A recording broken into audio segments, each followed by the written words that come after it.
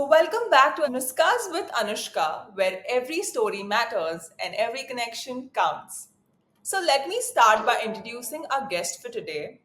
He is the director at Paresh Chitnis Academy with an impressive background in forensic document examination. He has conducted handwriting analysis workshops for over 150 schools, reaching out to thousands of students. His awards and recognitions are commendable. He has received the Tejas Puraskar from Deshdoot 2020, Excellence in Coaching Award Lokmat 2021, and the first runner-up for the Best President Award 2024. He is the handwriting and signature guru, the master of graphology. He is none other than Mr. Paresh Chitnis. Welcome, sir, to Nuskas with Anushka. Hey Anushka, thank you for having me. I am glad, sir, to have you on this episode, and I'm super excited to dive into the fascinating world of graphology with you. So, Me too, me too. sir, to start with, can you tell us that what drew you to graphology and how did you become a handwriting expert? So, actually, everyone has curiosity about what's going on in minds of people. So, in general, humans have two types of curiosities. One is what lies ahead in the future, and the other is what is going on in somebody's mind. True. So, these two things were very fascinating. As for anyone, it was fascinating for me. I was studying for my MBA HR, and while doing so, I came across something called as graphology, which can help me to understand people at workplace and use them in a better way, utilize their capabilities in a better way. So it started as a curiosity, it started as a hobby, but eventually, when I started working with some companies, I started using it professionally. So it started as a hobby. Wow, that's great. A hobby turning into a full time career. That's amazing. So, can you explain the science behind the graphology and how it works? So it's not a hardcore science like chemistry and physics, but the study is scientific. Like if you see one formation in the writing, it would say that the person has this type of behavior. So there is a one-to-one relation between these two things, and we try to understand these things from the writing. So handwriting is like a graph of whatever is happening in your brain, in your mind, what you are thinking, the way you think, the way you behave, the way you would take decisions will be seen in the handwriting. We say that the way you do one thing is the way you do all other things. So the way you do your handwriting is the way you will take decisions in your life, and that's why when you look at the writing and you see that a person is missing on his eye dots and deep crossbars and not completing the loops where they are required to be, or the letters are too stretched. So all these things are showing how the person would behave in other scenarios also. So if you are hasty while writing, you may be hasty at your workplace, you may be hasty in your relationships. If you are impatient, if you are procrastinating, like you don't put a crossbar, or your crossbar width is not wide, and so many other things, it is showing your choices. Handwriting is your choice. You make a choice everywhere. You are forced to make a choice. Like when you are writing, you are forced to select a handwriting size. So just like when you are typing, you choose a font size. It can be 12, it can be 14, or it can be 28. But it is a choice that you have made. Now, similarly, when you are writing, you have made a choice, and that choice tells something about you. So if you're choosing to write very small, it will say something about you. It would tell that you are a very detail-oriented person. You like to go into details, and you are very good at managing resources. But at the same time, if I see somebody who has a large writing, what will that tell me? That will tell me that this person is grand, glamorous, wants to be seen, wants to be noticed. So handwriting is a lot of decision making. There is a choice that you have made for yourself, and because your choices can be seen as a graph on a paper, we can make an estimate of how you would be behaving in given scenarios when you are at workplace or at your home, or how you treat people. What are your priorities? Will all be seen in your writing. So, as you were saying that it's about all our behaviors, and that's how you come to know what a person is. So are these choices made by us as a conscious choice, like from people, like you said, that people use small handwriting, big handwriting? So is this a conscious choice, or it's done unconsciously? I mean, what's your take on that? So, when you're small, you start writing. You learn writing as a way of communication. Right. So, handwriting is a means of communication, right? What was the easiest communication that you were doing when you were a child? You were communicating with your parents, your mother, by your sign language, and that was sufficient for you. Okay, people would feed you, people would dress you up, will do everything that would comfort you, and that was sufficient. Later on, you started learning some words by observing people. You started using those words, and then came handwriting. Yeah. So suddenly, what happened is what you could communicate through words. Now you are trying to communicate that through some symbols. Okay, Right. so you start writing something as a A. Now that A has no meaning unless you make a word out of it. So it's a lengthy process of learning all these things and starting to put it in use to communicate. When you are communicating, you have to make some choice. You have to make a choice of the slant, the size, the appearance of the writing, and everything. Now, what is governing this? Because handwriting is a reflection of your behavior and your personality, which is dependent on the way you think. It's forced on you, or it is developed in you by the environment that you are being brought up. So, the kind of environment, the kind of parenting that you're going through is going to define a lot about how your handwriting will get molded. Because in the school, everybody is taught the same writing. Okay. Right. Maybe the 50 students in the class, Yeah. you studied handwriting and maybe you started writing like everyone. But then eventually, what happened is your writing started differentiating. In the classroom, you could go and identify your notebook Yeah. without reading your name, just by looking at the pages, right? Right. Right. So you could say, "Okay, this is my notebook." Out of that pile of 50 notebooks, you could just pull out your notebook saying that, okay, this is my writing. Maybe you could also pull out your bench partner or your best friend's notebook also just by looking at her writing. So true. So that was so unique to you that you could identify yourself from the writing. You could identify your friends from their writing. So that is so unique to each one of us, and this is formed by the upbringing, the parenting, the kind of programming that is happening with us. Now, this is not conscious because we are young and too small to make decisions for ourselves. We just adopt like a sponge. We will absorb everything that is around us, and will create our person. Now, it is like you are making a map when you are a child, and then using that map when you grow up. Okay. Yeah. So when you're traveling in your life. Now, sometimes the map is too amateur or it's too very naive in the formations, and you are still sticking to it because we prefer to use something that is known rather than using something unknown. And the maps that you have been using in your childhood that you have formed are known to you. Even if they are wrong, they are known to you. So known is always better than unknown for us. So we don't go for what is good. We go for something that is known to us. And this is a subconscious programming that has already happened with us when we were a child. We didn't have any choice there. Now, when you are grown up, maybe you have a choice to decide whether you want to continue with the programs or the thought patterns, the mindset that you have developed during your childhood. Right, that's quite interesting and fascinating, and it definitely took me down the memory lane when you told about the notebooks, and that was definitely true. It did happen that there's a very unique handwriting that you have, and even when I look back to my handwriting as a child, or a first grader, I can still recognize that yes, this is me who has written it. So I can totally relate to that. So, I mean, if we go to see, there are so many personality assessments these days. So, how does a handwriting analysis differ from all these other forms of personality assessments? Yeah, there are a lot of tests which are giving you a simpler version of understanding your personality, a simple way of looking at your personality. In a way, they are helpful to understand your personality. There are so many tests which will give you an idea about your personality. But what happens is these tests are pigeonholing people.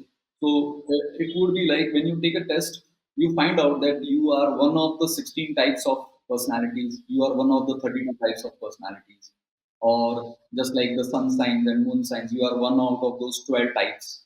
So whether it is DISC, whether it is MBTI type indicator test, or whether it is any other test, most of the tests, what they do is they pigeonhole you in one of the various types of people, and that gives you a good idea about what type of person you are. It's a very broad way of looking at people. It will not say whether uh, one person is specifically having a specific trait. Like how handwriting analysis is different from these typifying tests is that we don't classify people into 10 different types or 12 different types, but rather we look at unique personality combinations. So we might have a lot of personality traits which others have too, but then the combination of traits that you have are very unique to you. There would be 100, 200 traits that you have within you, which are the combination is unique. Okay. So maybe one trait that you have might be shared with a lot of people. The all combination collectively is you as a unique person. And that's why your handwriting is unique and you as a person are unique.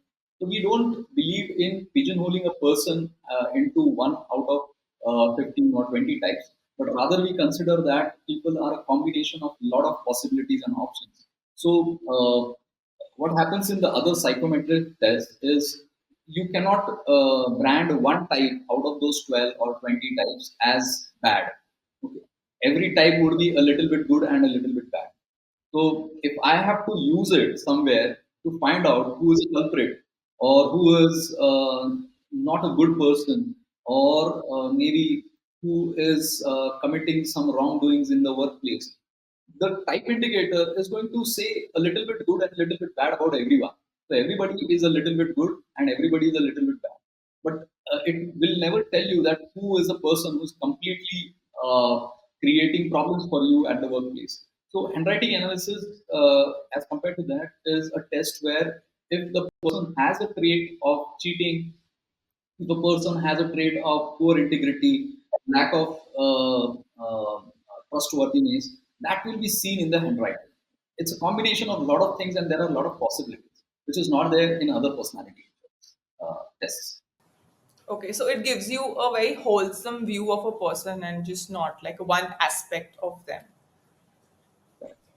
That's amazing. So, tell us something more about, in these years of experience, I'm sure you must have faced a lot of challenges in your journey of graphology. So, what were those some of the challenges that you would like to share with us? The biggest challenge is the acceptability of graphology as a science. A lot of people ask this question that whether it is a science, and a lot of literature is available which says that graphology is a pseudoscience. So when we call it as a pseudoscience, it means that graphology or people who are practicing graphology claim something which is much more than what is possible to be claimed and proved. So unfortunately, that is true. A lot of people combine graphology with things like astrology, vastu, numerology, and whatnot. Now, what happens is when such combinations are done, I'm not saying that it is wrong to combine such things, but then this the science will not be considered as science. It will be considered as something as pseudoscience or a fake science, quack science, or something like that. So this was a big challenge. But being a person from a science background, I understand what are the limitations of it, what you should do with it, what it is meant for, and what it is not meant for, where you should not be using it, and what you should not expect from graphics. So there are a lot of tests that can tell you lot many other things. So you don't need to reinvent the wheel by using some other technique. So like there are a lot of people who would try to find out the HB count of a person from handwriting. It's not needed. You can just take a blood test and understand it. So there's a waste of time researching on such things. So handwriting analysis is going to tell you about the person's personality, and this is the big challenge that every graphologist faces. That it is not considered as a science, but it is very scientific because we can falsify it. And the basic premise of anything being a science is if you can falsify it, if it is a possibility that you can falsify it, it is a science. So when I'm saying that if A exists in the writing, the person's personality will show B personality trait. So there is a one-to-one relation that we are trying to study. Now, if A exists in the writing of a person but doesn't show a personality trait B in the person's personality, it means that it can be falsified. You can say that okay, this relation doesn't exist. So it is scientific. It's a very logical study that we are doing, but it's difficult to explain it to people and make people aware that it's not divination or it is not some magic. It is just looking at the writing and trying to understand a person's personality. Now, personality itself is such a complex thing that you're trying to understand a behavior of a person. It is not a behavior of let's say, iron block that you study in heat or mechanics, like in physics or in chemistry. You're studying some predictable behavior of some element or a material which would behave in a specific way when treated with temperature or pressure or something. Here you have a human being, and every mind is different, and you don't know how the person will react to situations and behave in a different way, how the child has been brought up. So we are studying something which is complex itself. So it is bound to be considered as something fake, or the success rate is going to be very poor in this case. We need to consider this and then understand that it's not a hard science, but it's still a science. This was a big challenge that I used to face a lot. But nowadays, there is good awareness about graphology. People are aware and people are willing to use it in a scientific way. A lot of people, a lot of corporates are using. So yes, that was a big challenge. Yes, of course, I understand that there are a lot of people who are not able to understand that, is graphology a science or a pseudoscience. But if I say on the practical aspects of it, when you as a graphologist, definitely has to be a need for a person to come to you to get their self-analyzed for their personality assessment. But if in case, there are, like, for example, there are budding graphologists. I'm one of them. So what challenge I am facing currently is that when I kind of try to tell people that, what is graphology all about, or what is handwriting analysis, and then they're like, wow, okay, yeah, we want to know more about ourselves. Yes, please tell us more about ourselves. But then when you go and ask them to give a writing sample, that's the time when you have the most hardest time, because they're like, अच्छा 1.5 page लिखना पड़ेगा, oh god, ये तो नहीं हो पाएगा. So now how do you tackle these challenges in like a practical world?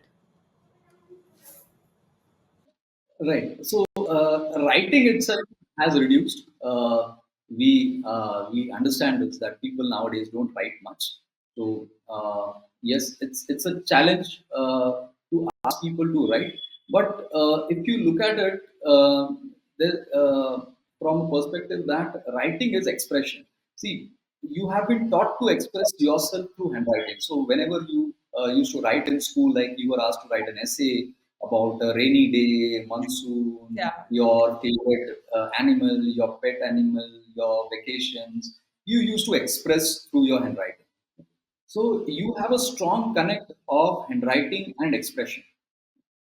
And people who are not writing nowadays at all are have lost that means of expressing. Yeah. That expression has reduced. So expressing yourself has reduced so much that when you are asked to write, the hesitation is not about writing per se. The hesitation is about suddenly starting to express yourself once again. Okay. True. So it's not just about the content of writing. When you write, there's a lot of journaling that people promoting these days. They ask you to do mandala and all sort of things. What is that? That is expression because you have been taught to express yourself in the childhood. See, you grew up 10 years, you were being trained to express yourself through your drawings, sketches, handwriting. You used to write essays, you used to write letters and all such things. Even the answers to the questions was an expression that you felt that this is the answer to that question. So you were writing. and suddenly you stopped doing that, and now suddenly when you are asked to write, it is a means of communication and expression that somebody is asking you to do, and you are hesitant to do that because at the first sight you see your handwriting, which is very new to you now because you have not written for a long time. Maybe you have written one or two words, but not a paragraph, not one page, 1.5 page. बहुत दूर की बात है. So asking somebody to write one page, 2 page content, there is a hesitation initially. Like you might have also written first time when you made a handwriting sample. Writing for the first 4 5 lines is a struggle. But once you start writing, you feel like writing and you don't stop writing. I have seen people who can't think of writing anything for half an hour, but then once they start writing, they it's just like asking for a supplement in an exam. They say, okay, or likhna hai. Give me a paper, give me one more paper, I want to write. हम उनको बोलते कि बस हो गया इतना sufficient handwriting sample, but they would say no no it feels good to write. तो ये तकलीफ होती है बड़ी ग्राफोलॉजिस्ट को asking for a sample. This is one aspect from the point of view of the writer.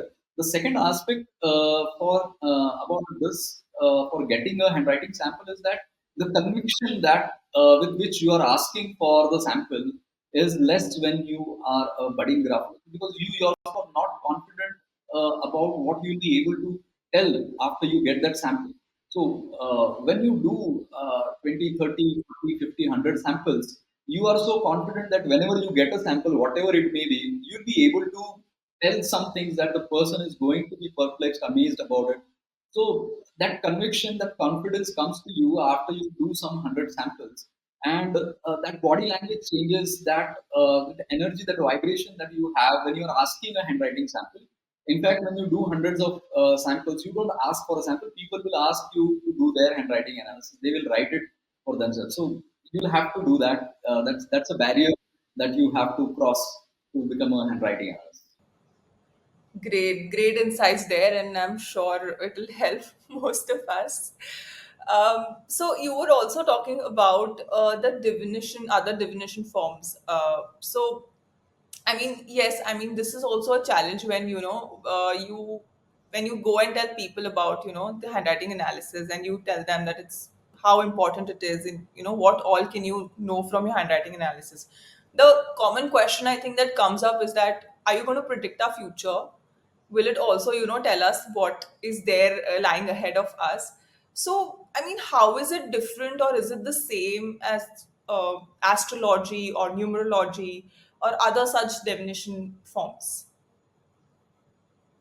Yes, people are always interested in predicting. Like I mentioned in the beginning, that there are two types of curiosities that we have: what lies ahead in the future for us, and what is going on in mind of people, including ourselves. Sometimes we are also confused about what's happening in our own mind. Okay. So these are the two curiosities that everyone has. So if you can predict something about me, my behavior, it will be helpful for me. If you can predict something about what's going to happen tomorrow with me, what would be a better choice for me, I can take informed decisions for myself. So people would always want to know that. Like when you were a child, you if you got a question paper before the exams, you would love to have it. Okay. So if somebody tells you that this is the question that they are going to ask you in your exams tomorrow, so you'll be happy about it because maybe you'll be able to better prepare yourself. That is what we feel. That is our perception that okay, if I get the question paper, maybe I'll be able to prepare for the exams. So similarly, when people look at life as an exam, they want to know the questions, what lies ahead. So that is always going to be a curiosity for people, and people expect that from you. But graphology is, I would say that it predicts future. It is not meant for predicting future. But when a person keeps on behaving in one specific way in all given situations, you can predict what will happen with that person.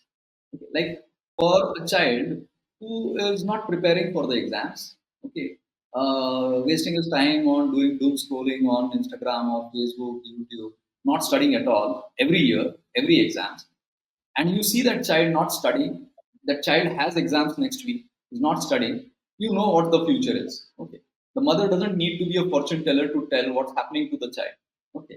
She starts yelling at the child कि यही करता रहेगा तो fail हो जाएगा, पास नहीं होगा, पढ़ाई करनी है.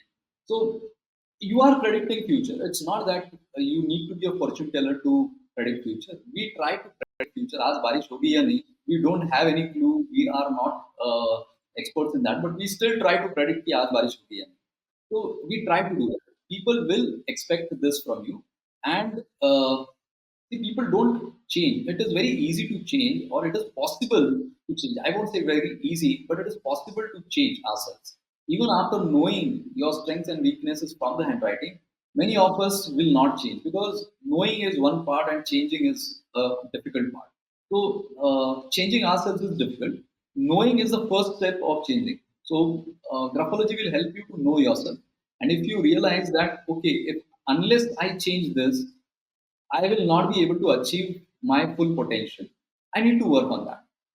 So, handwriting analysis is going to tell you what needs to be changed in your personality, in the way you think, the way you look at life, the way you look at yourself, the way you look at people around you, the way you look at opportunities available to you. And if that is not helpful to me, I must change that to be more successful. So it's not about predicting your future because your future is in your hands. You can change the course of your direction, your path by understanding the way you are working. जैसे आप गाड़ी का hand brake लगा के चला रहे हो, तो अगर आपको समझ में आता है, कोई बताता है कि अरे आपने हैंड ब्रेक लगाया हो, immediately you release the handbrake and then your car will run faster and more smoother and easier. So sometimes we have pulled those brakes and we are not putting the gears in the right way. Somebody comes and tells you that this is what is happening in your life. Now you understand that why it is stopping you, why are you struggling in this moment in the present, and what you need to change in the present moment so that you will be able to create the future that you want. So rather than telling the fortune, you have the capability as a graphologist, you have a capability to design the fortune the way you want by identifying what needs to be changed in myself. Right. So it's all about the journey of self-discovery and self-awareness. It needs to start from within. I mean, it like it said that a horse can be taken to the water, but at the end he only has to drink it up. So yes, I think that's the process Yeah. where graphologists come in, and they can just help you get there. But the change, it has to come from within to understand. So, on these lines, I mean, can we distinguish between a intentional and a subconscious handwriting pattern in a sample? Yes. So when you intentionally make changes in the handwriting, it will help you to change the way you think. So the way you think designs your handwriting, and the way you write will give a reverse feedback to your brain to change the thought patterns.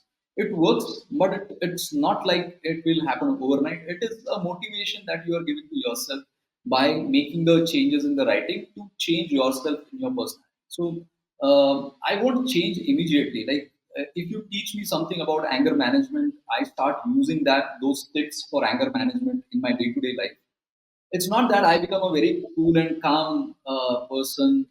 I don't become a Buddha immediately, but then I'm on that path. There is a possibility that I will be in a better position to cool my anger a little faster, or maybe the intensity will reduce, the periodicity will go less, go low. So this is possible. I'm still angry, but I'm not reacting now because I have learned something. So it's not changing me altogether. My behavior has not changed, but the choice that I have between the stimulus and the response is more conscious now. So handwriting analysis is just like that. It tells you, it guides you to improve your response to things that trigger you. Okay. It can be about anger. It can be about hasty decisions. It can be about time management. It can be about relations, the way you speak, the way you handle people, the way you handle yourself. You can see that and you can change that, and you can see that over a period of time, that change behavior becomes very natural. So it's a long process. So intentional changes in the writing will help you to develop a better personality. Now, this is very subconscious, like we said, that it's a map that you have drawn in your childhood that you are using. So, it's a very subconscious process. that you have chosen some things and now changing those is very difficult for us. We will fall back to the patterns again. So, intentionally changing the patterns which are not yielding anything to me will help me to see the possibility that there is another way of thinking in life. There's another way of life that I can have, a better way of living life or making decisions is there, and I can go for it by making changes in my life. Intentional changes can help you to improve yourself, even if your subconscious patterns are. That's interesting. And but does it also really reveal the communication styles or the conflict resolution strategies that one can adapt to? Yeah, so handwriting is going to tell you the way a person communicates because your way of communication is a reflection of the way you are thinking. Okay. Okay, the kind of thoughts you have will lead to the communication style. So if you have a good flow in your thoughts, you'll have a good flow in your communication. So Okay. that will be a reflection of the way you are thinking. So a person with a connected writing will have a good flow, like a cursive writing that we generally call it as cursive, which is all letters are connected, has a good flow. Now this flow shows that you have a good flow of thoughts, you have a good memory, you have one thought coming after the other and one thought leading to another thought. So whenever I see somebody, I am reminded of something, and then I start communicating with that person with a flow. So this flow of thoughts is impacting my communication also, my relations with people.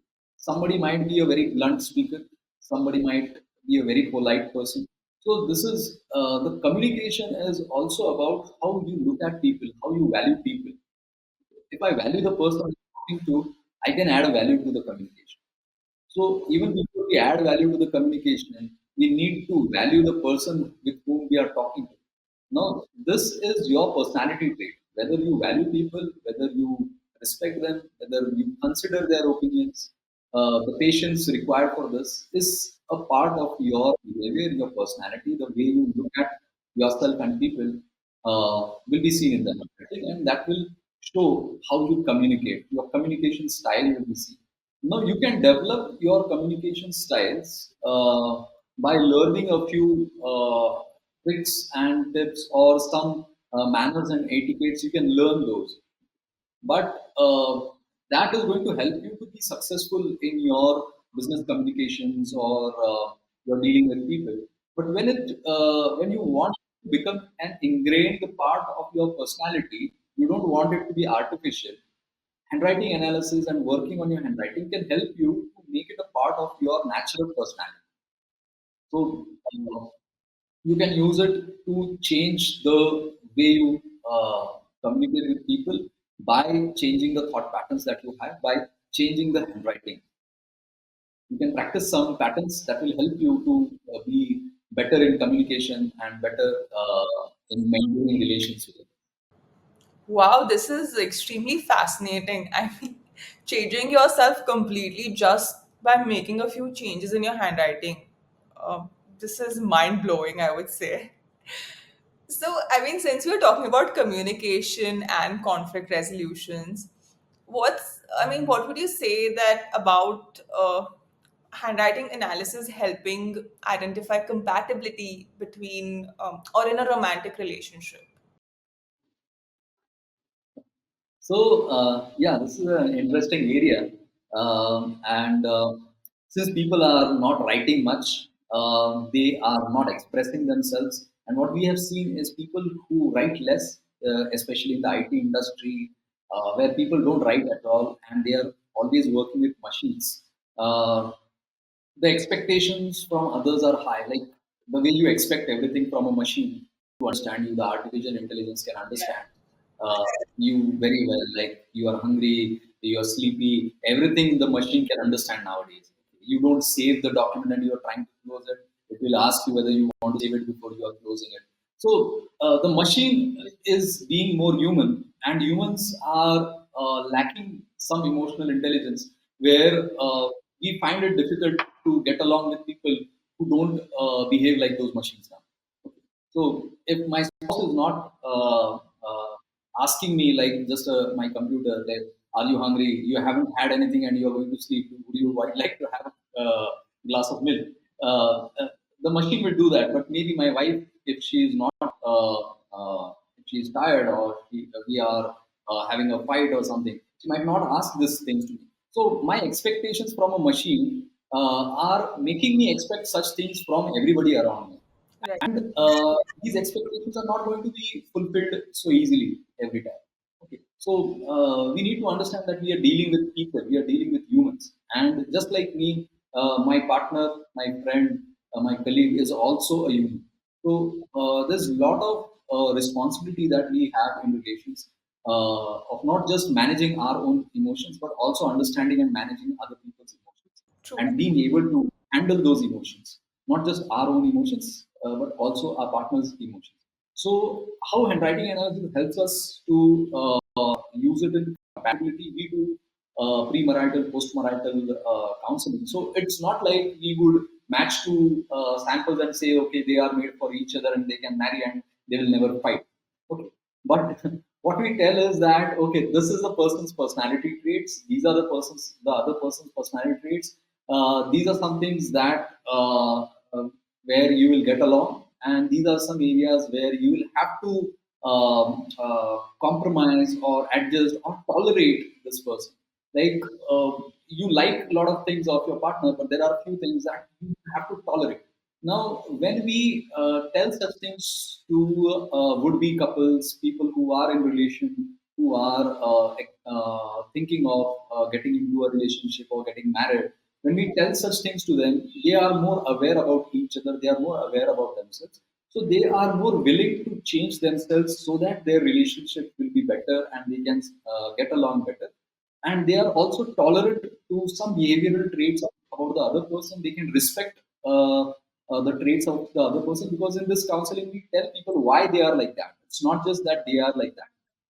We let them know why the upbringing has contributed into, because when there are two people coming together, there are two different upbringings, there are two different family backgrounds that are coming together.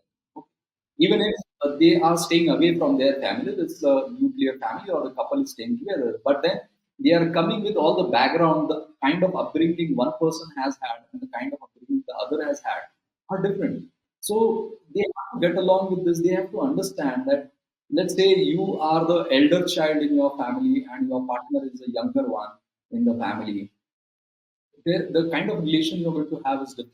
If both of you are younger children in your own families and you are coming together, that is going to be different. Now, if you have some personality traits like you are a go-getter and you cannot sit at home when you have a holiday, you on a weekend, you cannot sit at home. You want to go out and you want to enjoy by going out. And if your partner is someone who, whenever he gets a vacation or has a weekend, he would want to sit idle at home doing nothing. So if that is so, getting along is like tolerating and finding a good mean between these two things. Like ये हफ्ते में बाहर जाएंगे, अगले हफ्ते में घर पे पड़ेंगे. So something you'll have to do that. So we make people aware of these personality traits that might create conflicts that they need to be tolerant about, and that's going to help them. So if you ask me whether that helps people to be successful in their relationships, uh, the process is a little simpler, but still they are going to get into fights. They are going to have differences. All these things are going to happen, but the chances that this goes to extreme condition are less, because the intensity is less, or they realize these things very quickly that okay, I'm dealing with a human, and the other person also has emotions, expectations, aspirations, and I'll have to adjust a little bit for that. So that is the kind of use that we are doing Graphology for compatibility and writing council. That's amazing. I mean, I would just say that for everybody out there, before getting into, even though you feel like you know the person, you actually don't know the person. So it's always better to get such analysis done to make informed decisions about your life. because we all know life is really short and it's better to live a happy life than to, regret your decisions in life. So I mean, I just find this thing really amazing, and it seems to be quite helpful. And on these lines, I mean, if you can just tell us an example or an anecdote, which has helped a couple to resolve their marital issues. So I mean, how did handwriting analysis help them to, get back, and how was the counseling about it? Okay. So there are a lot of cases that we deal with. So I mostly do premarital counseling. Because I also do postmarital counseling, like people who are into married for many years and having differences or trying to get along with each other. There are a lot of cases. Some are really about their behavior, too much about their behavior. So I would tell you about an interesting case, a little funny case, where there was one boy, a boy and a girl, recently married, very young, and this boy had a habit of playing pranks. He would play pranks on everyone, and what this boy would do is like he would pretend to be dead.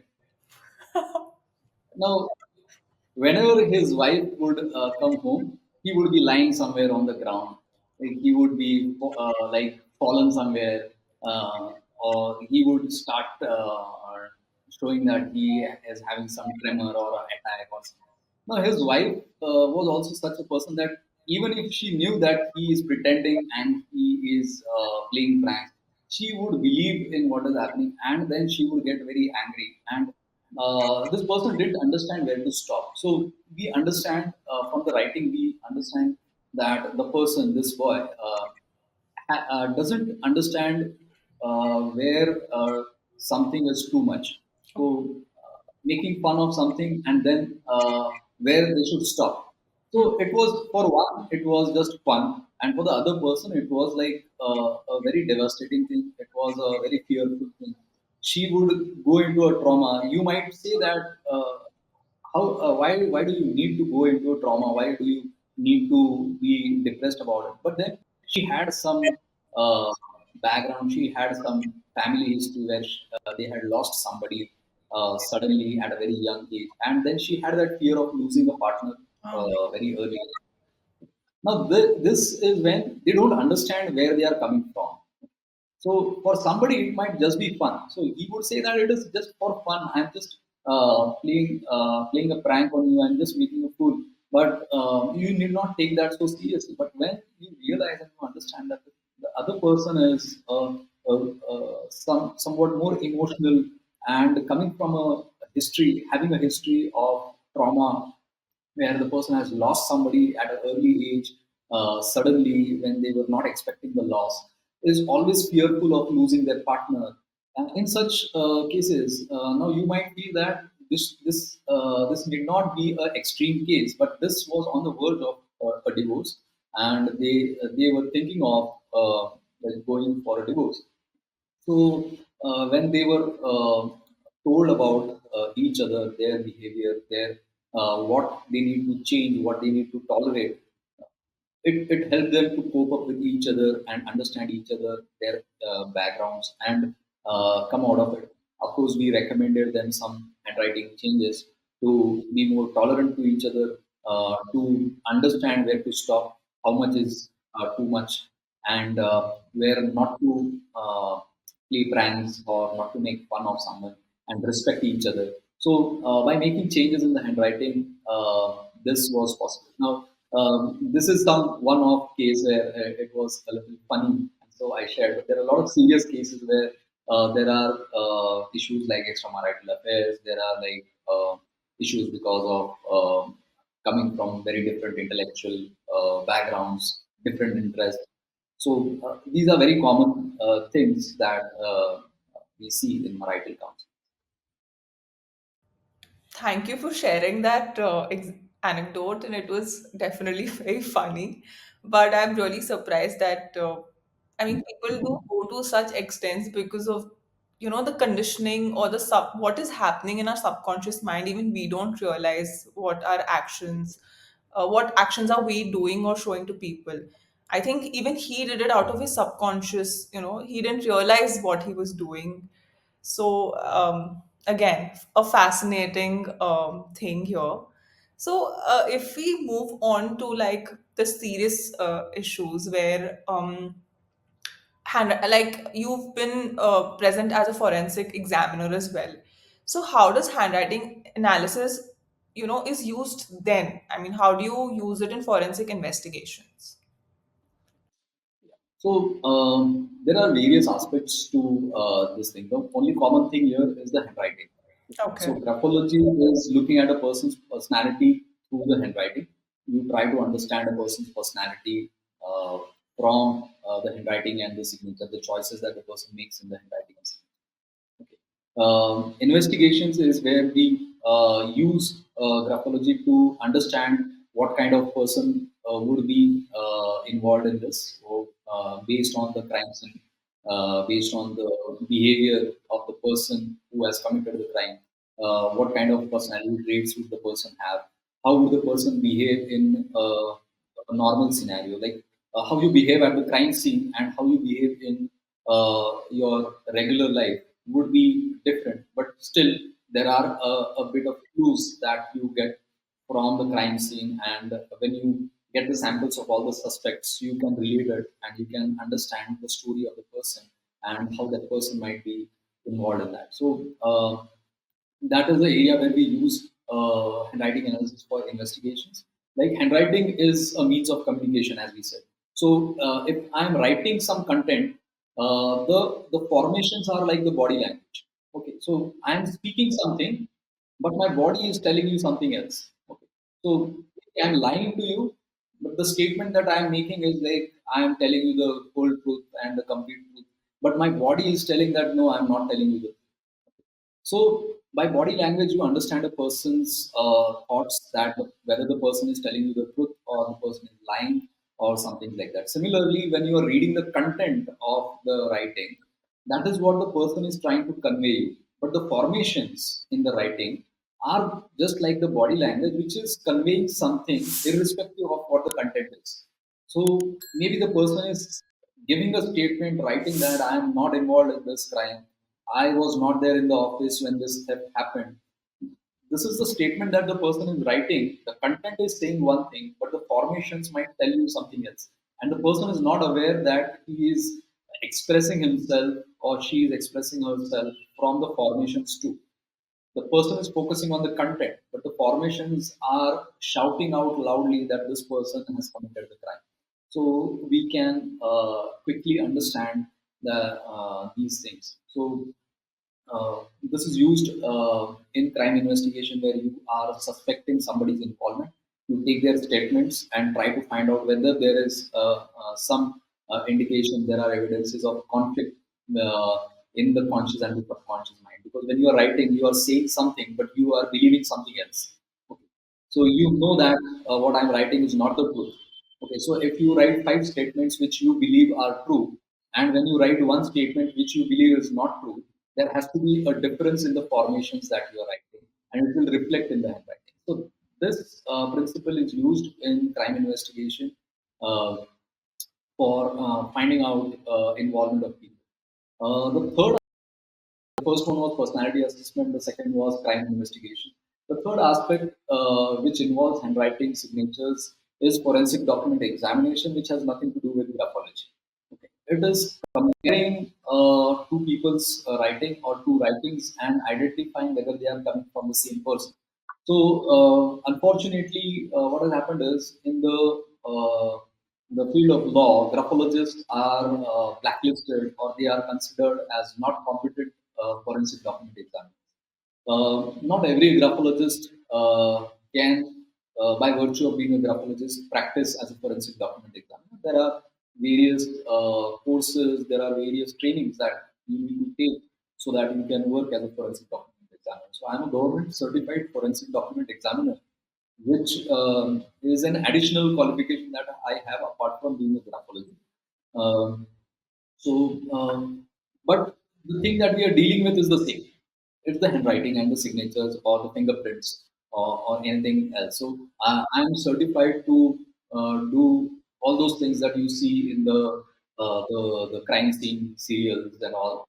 Apart from the postmortems, I do all other things. But my focus is on forensic document examination. तो CID में साड़न के जो करता है वो सब कर सकते हैं. But our focus is more on the verification of writings and signatures, thumbprints.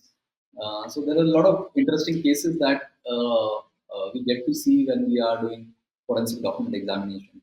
So, I mean, this is again a very interesting fact. So, when you're comparing something and then, when the verdict comes out, so probably you've compared a forensic document of a person and you feel that yes, the person has committed a crime.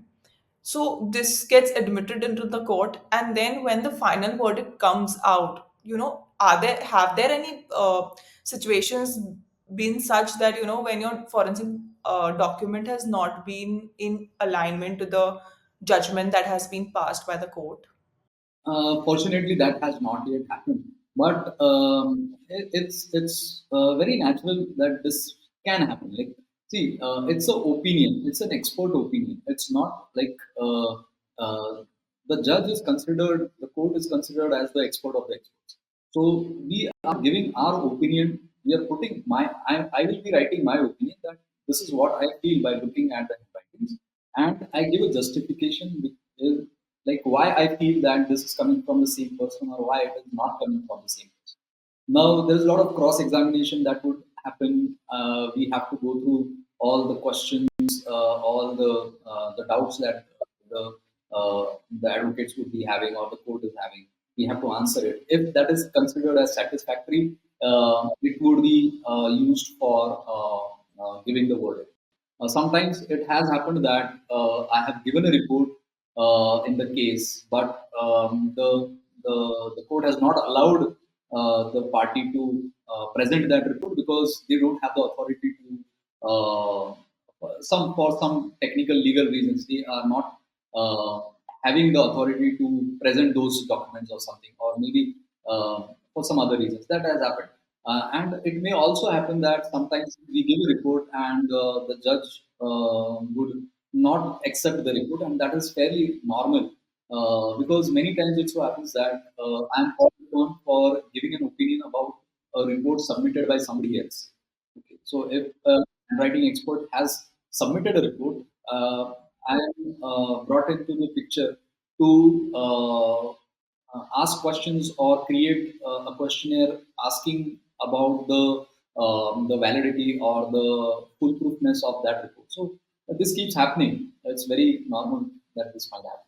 I mean, since we are talking about the possibilities, and it's about all about human things, so human errors can also happen. So since you said that you are called upon to examine or probably analyze someone else's report as well, so I'm sure there might be some limitations and potential biases also involved in forensic graphology.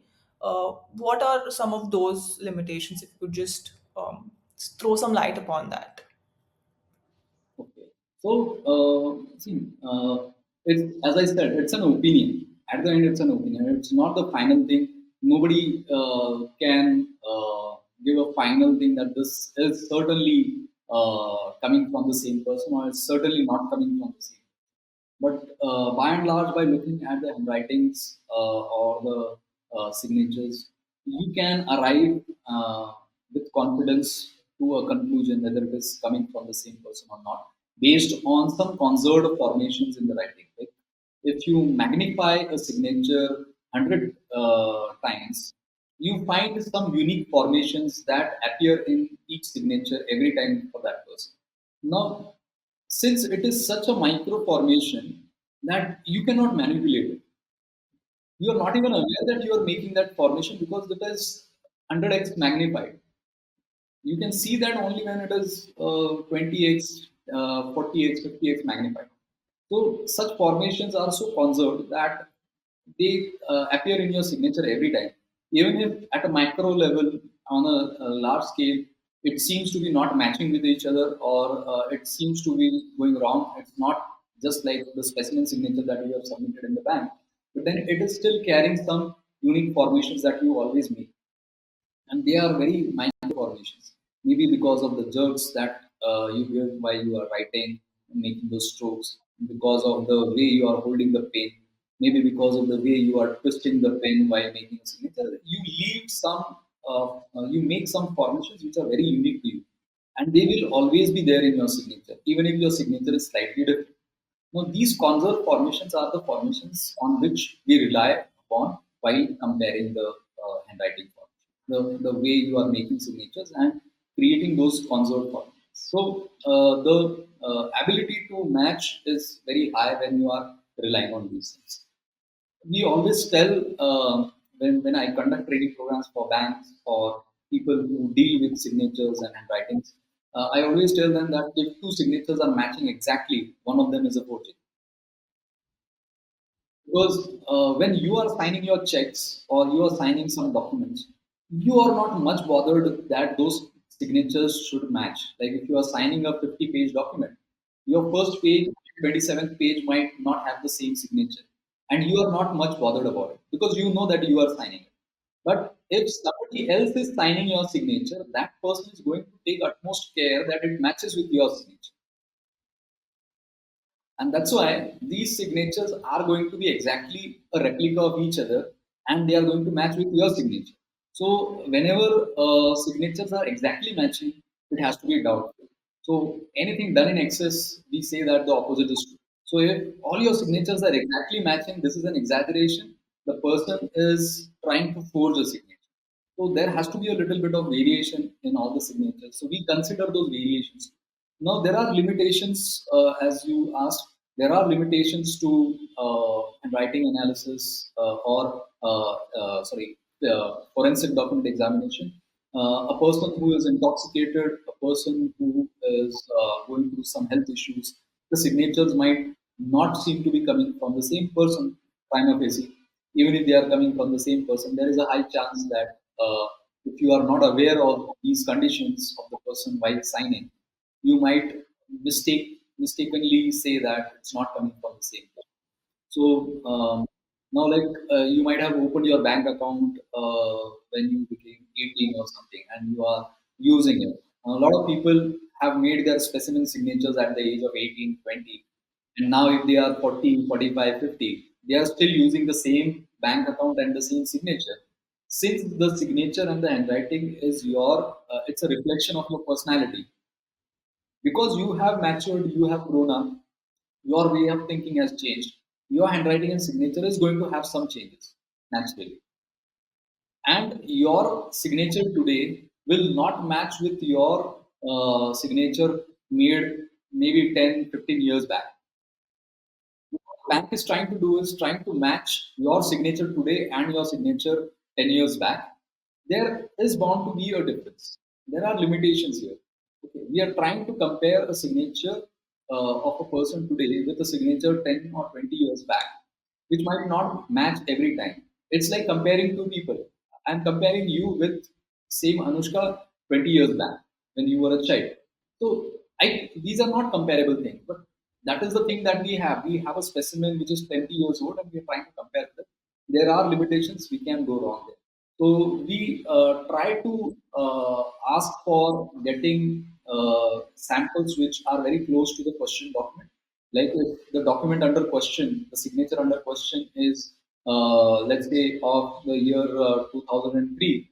So we would ask for signatures made around that period, like 2001, 2002, 2003, 2004, so that we can accommodate the variations and also understand the consistency. So if we don't consider these things, a lot of forensic examiners don't consider these things, and then these limitations impact the opinion that we. Right. So it can be like a 2, 3 years plus minus from the date of the specimen. So Wow. what we try to show is that okay, like the person has this signature in 2001, various document 2002, even in 2003, and even in 2004. But the document that you are presenting is having a different formations in it, whereas the 20 signatures that we are studying is not showing the variation that is seen in this question signature. So that becomes more difficult. So if the signature was retained, the formations were retained 4 years back, 4 years after that, in between, there is no variation. But this document that you are showing is having this variation. So that is why we are saying that this is not matching. So for that, we need a lot of specimen samples, and those should be contemporary. Those should not be like 20 years back samples. So if we do that, we are in a better position to give OP. Right. So, I mean, if this is very interesting for me, so if I ask you when people are making their will, so I mean, what specific care should they take to, put in their signature so that, when the will comes into execution, the validity of the will is not challenged due to the signature. So, what is that specific care that a person needs to take on that part? So, since you are an advocate, so you know that wills are important and people should make wills. So it's more important to have witnesses who can then vouch that it was made in their presence. Uh, it's very important because see, a witness has more weightage than an expert. So if you had signed a document and there was a witness to that, the person standing in the court and saying that it was made in front of me carries more weightage than an expert like me saying that this signature is matching with all other signatures. So the witnesses have to be there, and the right witnesses who would stand by your will in your absence after you. The witnesses have to be there, and you should ensure that the signatures that you are making are matching to the other signatures that are acceptable. Like if I have three kids, if I have three sons, one daughter, and I'm signing a will, and if all of them have some other documents like a gift deed or something, they have some documents, and I have a different signature on those documents, and I am making a different signature on the will, it's going to create problems after me. So if I'm making a will, it is for avoiding any conflicts. So if you are making a signature which is going to create conflicts, there's no point in making a will. So your signature has to be consistent. You should not make some weird signature or some variant signature. You should be in good health. Like, of course, you know that you have to put a doctor's certificate, fitness certificate, and all. So you should actually be in a good, healthy condition when you are signing the document. And making a will is very important. And signing it in presence of some witness and the signature being consistent with your PAN card signatures or some your identity proofs signatures is very important. Like you have documents like your PAN card, your driving license, your passport. All these documents carry your signature. You might have made some property documents, some gift deeds over here. They also carry your signatures. If you have a consistent signature everywhere, it will not create a conflict. But if you have two, three signatures, and unfortunately you sign with some other signature on the will, and somebody comes up with your signature, which is a different signature, it is going to create conflict. So it is better to have a single signature everywhere and use that signature in your will. So that will settle everything and won't create additional problems for your children or True. So that was an amazing tip. Thank you for that. So, just as we come to the end, can you give our listeners that one special nuska where they should be using to improve their handwriting and also improving themselves as a person? Okay. So many times when I'm asked this question, what is a good signature or how should I sign? So it's a very general question, but it has a very specific answer, and that is your signature has to be legible. Now, when you are signing, what is the signature? A signature is your representation for the world. So, like your name is Anushka, so you are not using your name much unless you have a YouTube channel and you are telling everyone your name every time. You don't use your name. It's of not much use to you. Okay, so your name is being used for by others. If you would have been the only person on an island in this world, you don't need a name. So just like your name, you have a signature. Your signature is of no use to you. You don't sign your to-do list or your diary. Okay, you don't need to sign it. Okay, but you sign it for others. So if you are giving a document to somebody else, you'll sign underneath saying that I agree to the conditions mentioned in this document, or I pass this check or something. So you are signing. So it is your identity. It is your representation that people know you from. So it has to be legible because it's a communication. As I have been emphasizing, your signature and your handwriting is a means of communication. You are trying to communicate something. Now, if you're writing something and nobody can read it, it means that you are not taking the effort to be known by others. Now, if I sign and nobody can read what I have written in this, it is not even understood what language I have used to sign, then I'm not communicating anything through my signature. So if my signature is legible, it's easier for anybody to understand me. And that's the reason why your signature has to be legible. Now people have a doubt that if I write a very legible signature, anybody would copy it, right? So somebody will copy it and make use of it and withdraw all the money from my bank. Believe me, if you have crores of rupees in your bank account, and if you have the most difficult signature in the world, a person who is determined to forge your signature is going to forge it. So you can have a very legible signature because that will create more clarity in what you want to communicate to the world, and that gives you a clarity because to make a legible signature, you need to take a lot of efforts. Okay. To make an illegible signature, you don't need to take any efforts. You write anything, even if it doesn't match with your specimen signature, it's still your signature. So legible signature is an effortful signature. It shows that you are taking efforts to reach out to people and get communicated. Today, people don't have time to understand each other. And in such a world, if you are not taking efforts to be clear about yourself, people don't have time and patience to understand. So today, more than ever, we should have more legible writings and more legible signatures. So if you are asking me what should be the right signature, a quick nuska would be to have a very legible signature which people can read without being told what it is. So thank you for that special Nuskas. So I mean, everybody who's listening, for you, if you feel that you're not being understood, try changing your signature and then see, probably, people start understanding you better. So yes, now we're coming to the fun segment of this episode. I'm going to ask you a few statements and you just have to tell me whether it's a myth or a fact. So let's get into that. So the first is graphology, I mean fortune telling? It's a myth.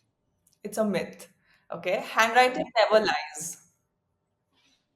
It's a fact. Even for a graphologist, you cannot fake it. Wow. Graphology is reliable diagnostic tool. Certainly, yes. It's a fact. It's a fact. Graphology is 100% accurate. Not always. So like a partial myth and a fact. Yeah, it's a fact that it's not 100% accurate because you are studying something which is not very predictable. You are dealing with a person, a human being who's very volatile. The mind is difficult to understand. You're trying to understand. So sometimes you are looking at the writing and trying to understand the person. So it can be misleading sometimes because it's difficult for that person to relate to what you are saying, and there can be a gap between what you are trying to tell that person, what the person is understanding about what you are saying. So there's always it will never be 100%. If it is 100%, then either that person is accepting everything or very fascinated about there will always be some window where person would say that this is not true about me. Okay. So we'll have to consider that. It's not about the graphology, but it's about the understanding of human behavior that we cannot completely understand human behavior. Even if you are a graphologist, you will not be able to understand human behavior completely. So there will always be that small error that you will have. So it's not 100% accurate. So it's a fact. It will not be 100%. Right. So handwriting reflects moral character. Yes, to a very, very large extent. Yes, Okay. it's a fact. The next statement, handwriting reflects a person's introversion or extroversion. Yeah, very prominent. Left handed people have different traits than the right handed ones. It's a myth. It's a myth. Okay, great. So it was a fun segment there, and I have one more request from you. I would love for you to analyze a signature, celebrity signature live on this episode. So I'm just gonna quickly share an signature with you, and would love to hear your thoughts on that. Yes, so this is one of my favorite podcasters, and also he's a big time, uh, growth coach where he has a lot of positivity. He's giving out a lot of positivity to people, and that's Jay Shetty. So, if you can just help us with his signature, and what are your thoughts on his signature? Okay.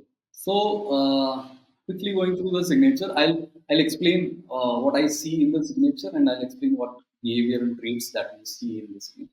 So you see that the lower zone strokes are very well formed, like the J, the Y, even the last Y, which is going in the lower zone much backwards and then going forwards, shows a lot of action orientation. When your lower zone loops are well formed and broad, it shows a lot of action orientation. The person is very active, would want to do a lot of activities, move around, travel around. That is what is seen. The width of the lower zone loop of the first letter J is showing you the amount of trust the person is having in others. So this person believes in trusting somebody and taking that risk of some trusting someone and delegating work to them and moving ahead to do better things in life. So because this person has trusted a lot of people, has got a very good team, has got good people around him. Uh, the next formation that we can see is one trait that you see is very common in successful people is the T is slightly shorter than H. Okay. T is slightly shorter than H. So we are taught to write a T which is shorter than H in height, but we are not aware of this. Like in your childhood, the books that you used, or if you open any newspaper or any textbook or any magazine, you will see that the T is always slightly shorter than H. You see that this T here is slightly shorter than H.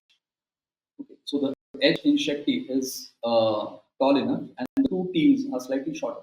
It shows that the person is humble and open to learning new things. So, because the person is open for learning, he will have a lot of knowledge. He will be open for learning things from anyone. He would be very good at grasping things and absorbing things from people. So, this person would absorb knowledge from somebody just like a sponge absorbing some water very easily from anyone. You see the crossbar of the T is very broad. The two T's are crossed in a single go. So there's a lot of multitasking. But when you try to combine the T with the next letter, if it would have been a A or a O, the height of that, the placement of the T crossbar would have reduced. But here, since there are two T's coming together, the T crossbar is quite high, and it shows that the person has high goals in life and is very good at multitasking, will do a lot of things at the same time, would be working on a lot of projects or a lot of activities at the same time, can manage a lot of things at the same time. But the width also is showing you the determination that he or she has. Now, is a man, I think. Right? So he has lot of determination, commitment, sustenance through the projects and activities that he's doing. So a good ability to complete whatever he has started, and that gives him a lot of confidence about his capabilities.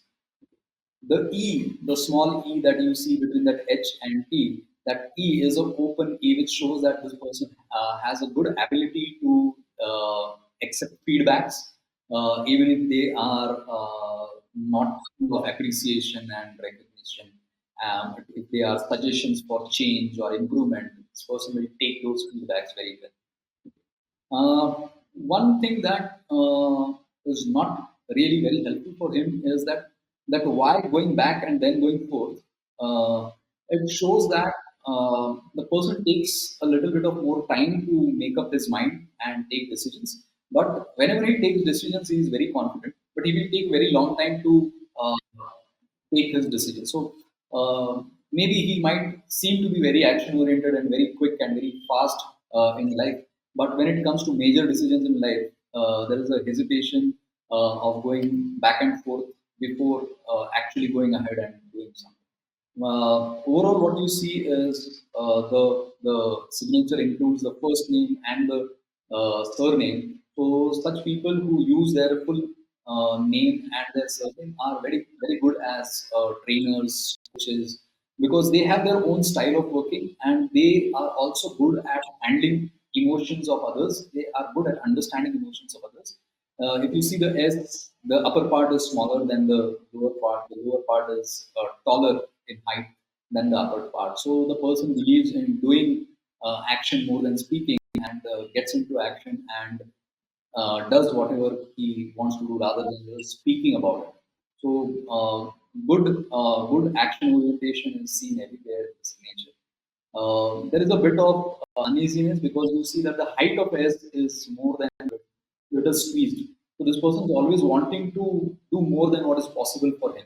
He would always want to raise the bar for himself and achieve more. So there's a lot of inconvenience and uneasiness that the person is accepting and allowing in his life. So would rest anywhere. He would always want to do more and more.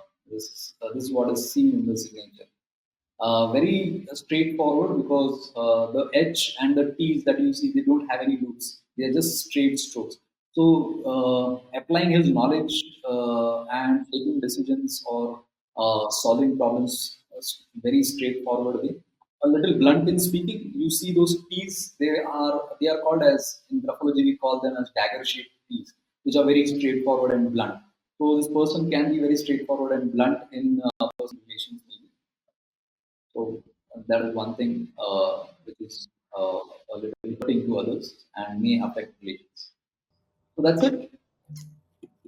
Wow, that was an amazing, I would say, analysis of his. And definitely, I don't know him personally, but as a public figure, whatever you've told, yes, he's an amazing coach and he's so open to people. And I really hope that this video somehow reaches to him and he can actually hear out his signature analysis for himself. Thank you so much, Paresh sir, for joining in and sharing your inspiring story, valuable insights, and expert advice with us today.